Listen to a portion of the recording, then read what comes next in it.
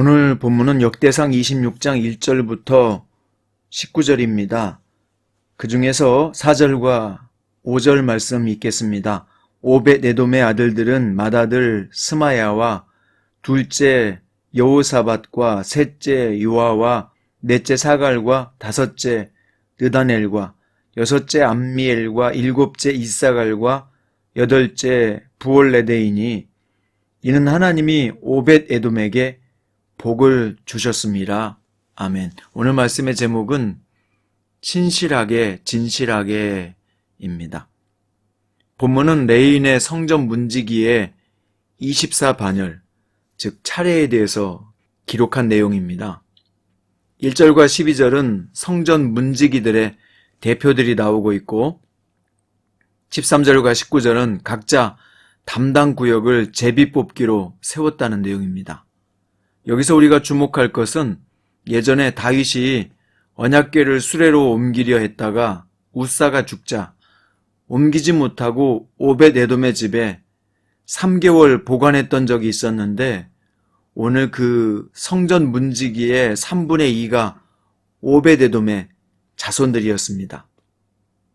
자, 오늘 본문이 이 시대를 사는 우리에게 무엇을 가르쳐주고 있을까요? 우리는 본문을 통해서 무엇을 깨달아야 할까요? 먼저 성전 문지기가 하는 역할을 통해서 가르쳐주는 교훈이 있습니다. 성전 문지기가 하는 일은 성전을 세상과 구별된 하나님께서 임재하시는 상징적인 장소로 보존하는 일이었습니다. 그래서 할례받지 않은 이방인들이나 부정한 죄인들이 출입을 막는 역할을 했어요. 오늘날 기독교는 큰 위기에 처해 있습니다. 바이러스로 인해 예배가 무너지면서 오는 위기도 있지만 보다 더 크고 근본적인 위기는 세상 사람들의 생각이 점점 기독교의 기본 진리를 배척하는 문화로 치닫고 있다는 것입니다. 신의 존재를 부정하고 이성주의, 합리주의, 실용주의, 이기주의, 또 뉴에이지와 같은 혼합주의 개념들이 사람들의 생각에 점점 깊게 자리 잡혀 가고 있을 뿐 아니라 이제는 정말 도를 넘어서서 창조 질서를 파괴하는 동성애 문화 창궐, 가족 개념을 파괴하는 헌법, 물질 중심의 사고방식, 생명 경시 현상 등과 같은 죄악들이 일반화되고 있다는 것입니다. 이런 문화들은 이제 교회 안에 침투해서 하나님의 진리의 말씀을 왜곡시키는 시대가 되고 말았습니다.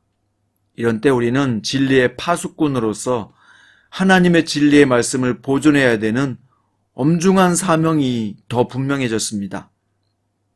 사도 바울은 이런 위기의 때가 올 것을 알고 이렇게 말했습니다. 때가 이르리니 사람이 바른 교훈을 받지 아니하며 귀가 가리워서 자기의 사욕을 따를 스승을 많이 두고 또 그 귀를 진리에서 돌이켜 허탄한 이야기를 따르리라. 그러나 너는 모든 일에 신중하여 고난을 받으며 전도자 일을 하며 내 직무를 다하라.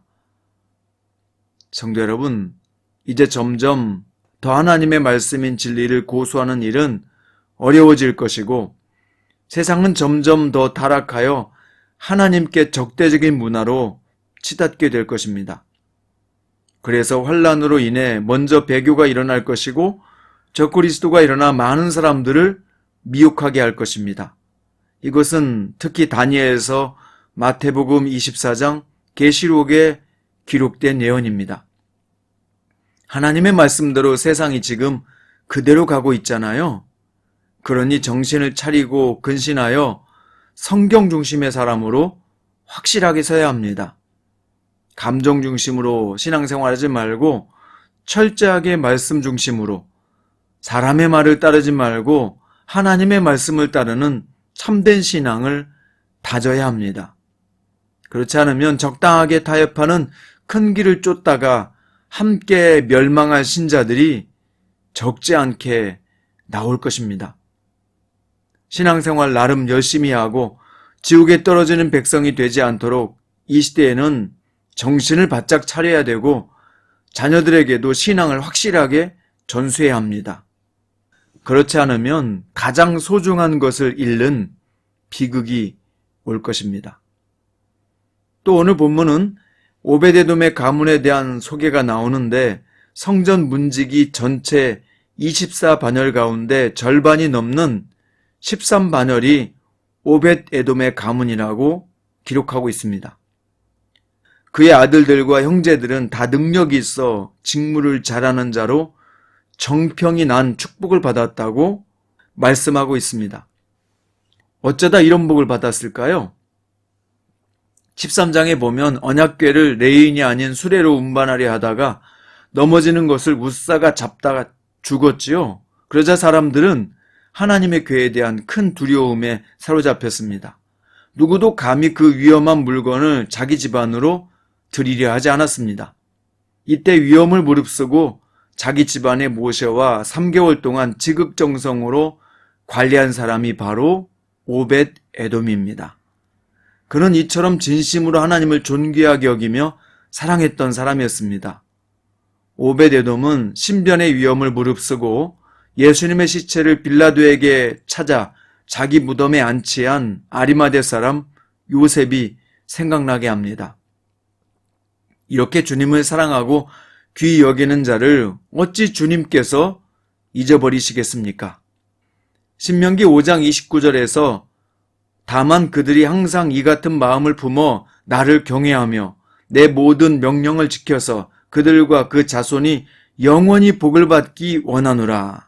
사무엘상 2장 30절에서 나를 존중히 여기는 자를 내가 존중히 여기고 나를 멸시하는 자를 내가 경멸하리라 말씀하셨습니다. 또한 예수님은 내 마음을 다하고 목숨을 다하고 뜻을 다하여 주 너희 하나님을 사랑하는 것이 크고 첫째 되는 성도의 계명이라고 말씀하셨습니다.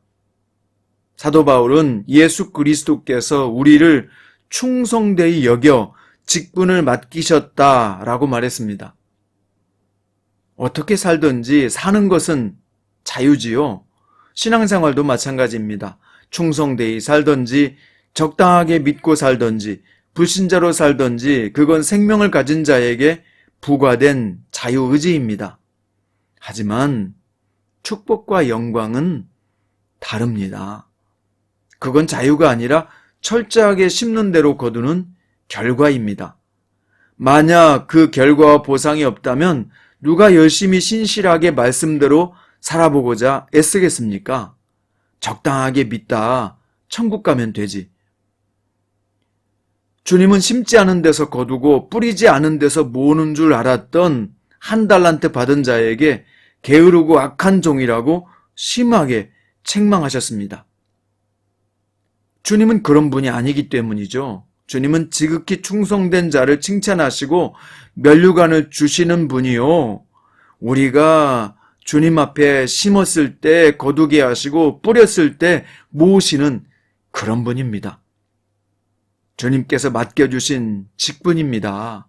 주님께서 우리에게 부과하신 사명입니다. 부담스럽고 하기 싫더라도 오베데돔처럼 감당해보기를 노력해보십시오. 주님은 모든 사람의 행동을 달아보시는 분이라고 했습니다. 사람을 바라보며 일하면 반드시 실망이 오고 낙심이 오게 마련입니다. 그래서 우리는 주님을 바라보며 일해야 되는 것입니다. 주님은 주님을 바라보며 일할 때 그것만 받으시고 기뻐하시는 분입니다. 오늘 이 말씀은 오늘 저와 여러분에게 우리가 성전 문지기의 파수꾼의 사명이 있음을 가르쳐주고 있습니다. 주님은 우리가 오벳에돔과 같은 복을 받는 가문으로 세워지길 원하고 계심을 또한 보여주고 있습니다. 사랑하는 성도 여러분, 주님만 바라보고 일합시다. 주님께 신실하게 진실하게 살아가서 반드시 하나님의 축복을 받는 성도가 됩시다. 오늘 또 여러분과 저에게 신실함과 진실함이 있게 되기를 주님의 이름으로 축원드립니다. 기도 올리시겠습니다. 주님, 그렇습니다. 신실하고 진실하게 살게 하소서. 진리의 파수꾼의 사명이 있음을 알게 하시고 신실하고 진실하게 행하여 오베데돔의 복을 우리도 받게 해 주옵소서. 예수님의 이름으로 기도 올립니다. 아멘. 오늘은 찬송가 330장 1절과 2절을 주님 앞에 올려드리겠습니다. 어두운 밤 쉬되리니. 어두운 밤 쉬되리니